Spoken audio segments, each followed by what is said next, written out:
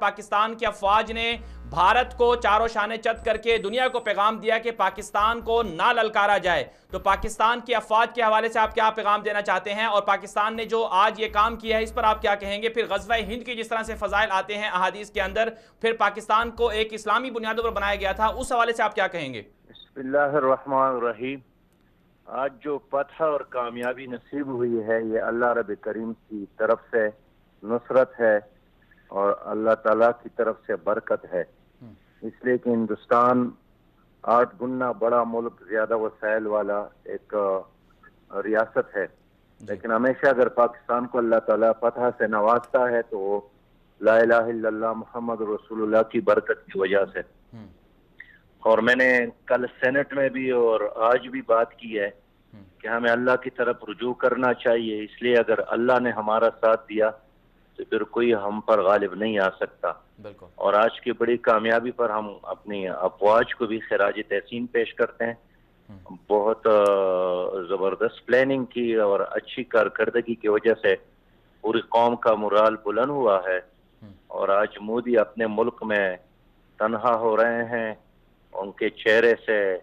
نقاب اٹھ رہا ہے اور ان کا تکبر، ان کا غرور خاک میں مل رہا ہے، اور میں سمجھتا ہوں کہ یہ شروعات ہے، اور آئندہ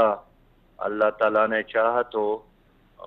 پاکستان مزید ترقی کرے گا، آگے بڑھے گا۔ جی سراج الحق صاحب، جیسا کہ ہم نے دیکھا کہ مقبوضہ کشمیر کی عوام 70 سالوں سے بھارتی مظالم کو برداشت کر رہی ہے، پھر ہم نے یہ بھی دیکھا کہ جماعت اسلامی کے جو رہنما تھے ان کو ہندوستان میں، بنگلہ دیش میں تشدد کا نشانہ بنایا جاتا رہا، تو آپ کیا سمجھتے ہیں وقت آ پہنچا ہے کہ ان سارے کے سارے مظالم کا حساب برابر کیا جائے؟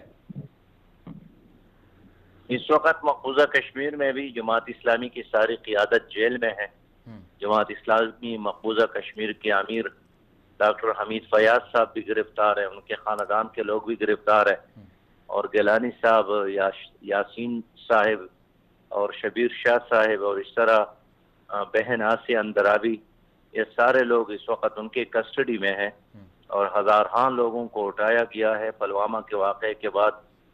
بہت جبر اور تشدد کے ساتھ کارروائی کی گئی ہے، جن کا ہمیشہ ہم نے مذمت کی ہے، لیکن آج جس طرح ہندوستان کی ذلت اور رسوائی کا دن ساری دنیا نے دیکھا تو اہل کشمیر کو بھی اس سے بہت خوشی ہوئی ہے، اور اب بھی انڈیا کے ساتھ وقت ہے کہ وہ اپنی فوج کو مقبوضہ کشمیر سے نکال دے تاکہ وہ مزید رسوائی اور بدنامی سے بچ جائے۔ ہم مقبوضہ کشمیر کے عوام کے ساتھ کھڑے ہیں، جہاں تک بنگلہ دیش کے مظلوم کے، برما کے مظلوم اور جہاں بھی مظلوم ہے تو اسلام ان تمام مظلوموں کے لیے ایک نجات دہندہ ہے۔